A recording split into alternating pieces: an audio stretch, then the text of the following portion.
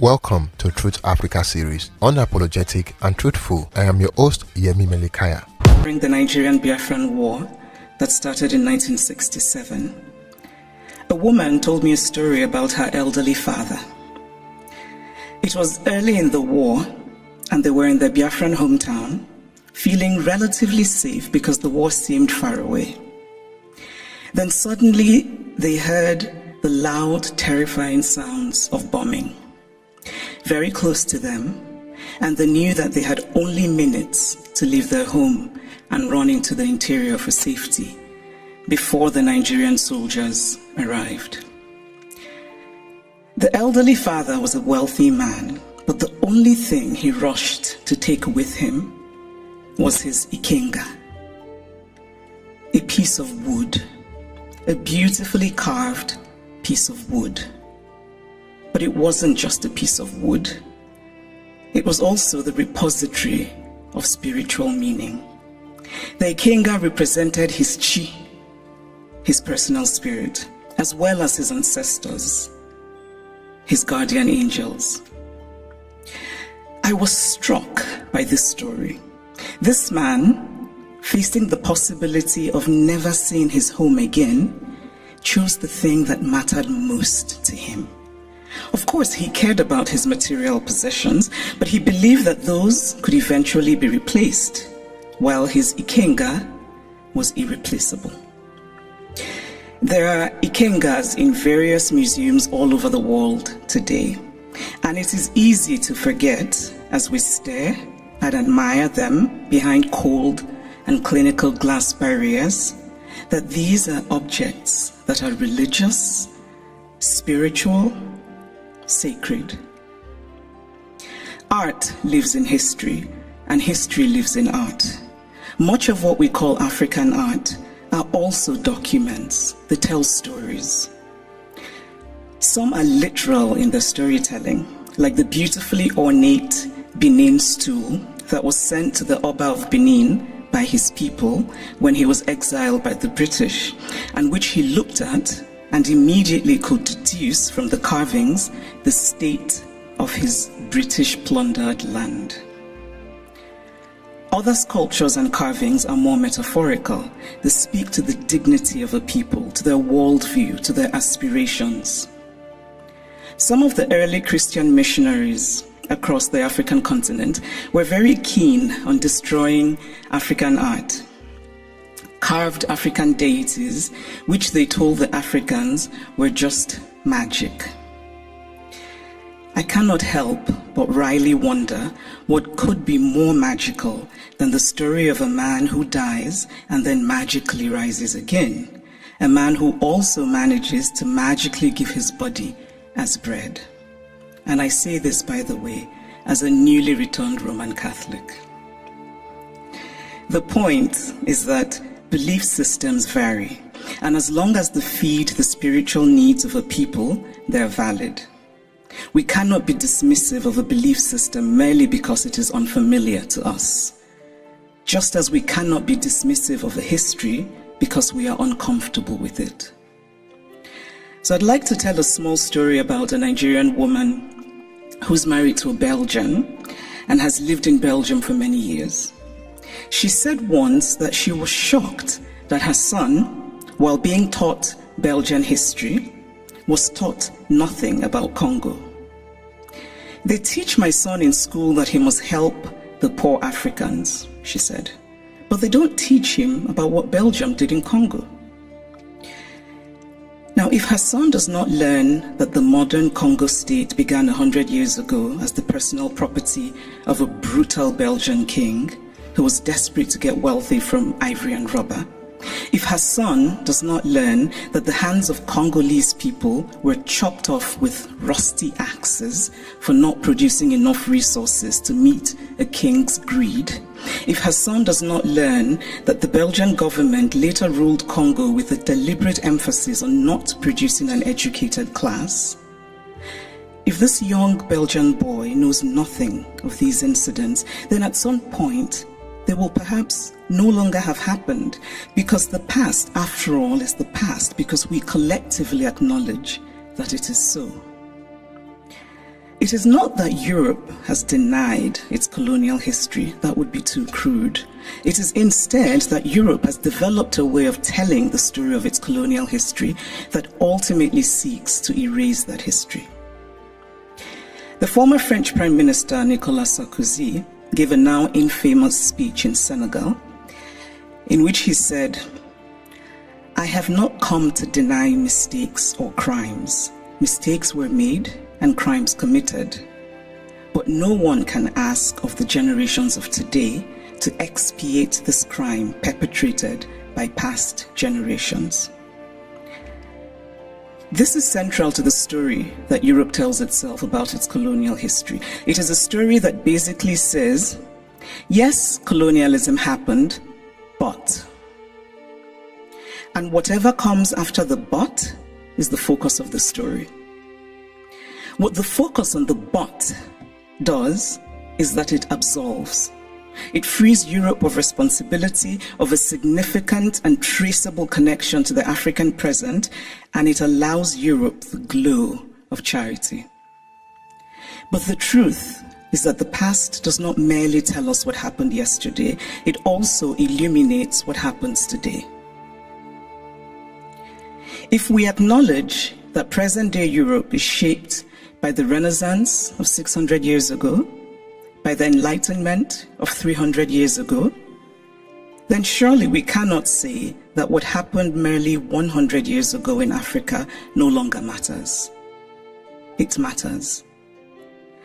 We are gathered today in this reconstructed palace, a beautiful place, but also a place that represents Germany's nostalgia for imperial times. When Kaiser William II lived here, German troops were killing children, women, and men in Southwest Africa. This building says that German history matters, even in a romanticized form. The history of Africa and Asia and Latin America must matter as well. We cannot pick and choose which histories and which points of view still matter, because to do this would be an ugly exercise of brute power. And speaking of power, here's a headline I just read in a German publication. The headline says, "Where do Africa's treasures belong?" Now imagine this headline differently. Imagine if it said, "Where do Germany's treasures belong?" It would be a redundant question, because of course, Germany's treasures belong in Germany. But the question would never even be asked, because there would be no circumstance in which it would be, because of power. And so it seems to me that what we are fundamentally grappling with in this space, in all of these questions about the Humboldt Forum, is power. Unequal power, how we navigate unequal power relations. And there's always been, to me, something shabby about unequal power relations. The victory feels colorless, almost unearned. So I spoke of Belgium and its colonial history, but what of Germany and its colonial history? Do school children here learn about Namibia, what was called the German Southwest Africa? Do school children know that 100,000 Herero people were murdered by the Germans? Do they know of the wells that were poisoned? Do they know of the women used as sex slaves and others as slaves in German camps? Do they know of the Nama people killed and of the Maji Maji revolt in German East Africa? And why should they know? Because to tell only one part of a story is essentially to lie. A story is true only when it is complete. Germany is Beethoven, and Germany is Bach, and Germany is also its colonial atrocities that have resulted in hundreds of African skulls being stored in the basement of museums here in Berlin, skulls of men whose spirits cannot be at rest, men who could well have been my great-grandfather had I happened to have been born in Eastern rather than Western Africa. It is only fair to fully own all of the stories of Germany. All countries have parts of their pasts that they're not proud of, that they would rather forget. But it takes courage to face those parts and bring in some light. And this is a time for courage. The courage to hear dissenting voices, such as those of the people who are outside right now protesting. They should be heard and included. They have valid concerns. The courage not merely to say, we take your criticism, but to follow it with action. The courage to say, we were wrong. The courage to say about art acquired illicitly, this is not ours. Tell us what to do with it. The courage to do provenance work and to actively use local knowledge. The courage to act and to act now and not become crippled by endless planning and endless talking. The courage to believe that it can be better.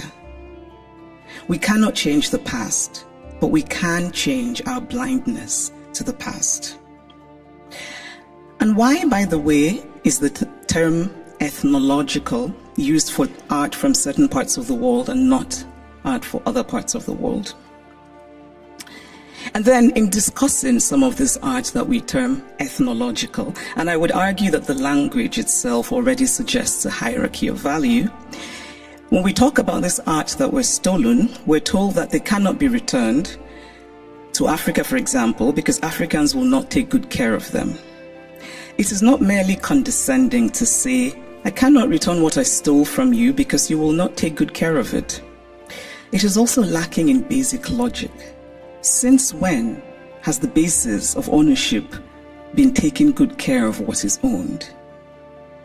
This position is paternalistic arrogance of the most stunning sort. It does not matter whether Africans or Asians or Latin Americans can take care of the art stolen from them. What matters is that it is theirs. The brilliant Nigerian artist Victor Hikameno put it much better than I could, and in very Nigerian terms. He says, if I come and steal your wrapper. To understand the issue of stolen artifacts in Africa, we must first acknowledge the historical context. During the colonial era, European powers looted countless cultural treasures from Africa. These artifacts include sculptures, marks, manuscripts, and more, often taken without consent or understanding of their cultural importance. These stolen artifacts ended up in museums and private collections worldwide. Museums like the British Museum in London, the Louvre in Paris, and the Met in New York house significant African collections, many of which were acquired during colonial era. This dispersal of African heritage has raised questions about ownership and representation. The loss of these artifacts has had a profound impact on African cultures and identities. These items hold spiritual and historical significance for communities, and their absence has left a void. Many Africans see the return of these artifacts as a step towards healing and cultural restoration. In recent years, there has been a growing global movement advocating for the repatriation of stolen African artifacts. African nations and cultural organizations are working tirelessly to recover these treasures and bring them back to their rightful homes. The repatriation process is not without its challenges. Legal and ethical complexities often arise, as well as questions about how to ensure the proper care and preservation of these artifacts upon their return. Despite these challenges, there have been successful repatriation cases, such as the return of the Benin bronzes from the British Museum and the mass of Njekene from the Met. These examples show that progress is being made. Looking ahead, there is hope for more artifacts to return to their African origins. Continued dialogue, international cooperation, and increased awareness can pave the way for further repatriation efforts. The issue of African stolen artifacts is a complex and emotional one, rooted in the history of colonization and exploitation. And there you have it, guys. Kindly share your opinion in the comment box below, and do not forget to like this video so YouTube can share this video with more people like you. Until next time, cheers and have a good one.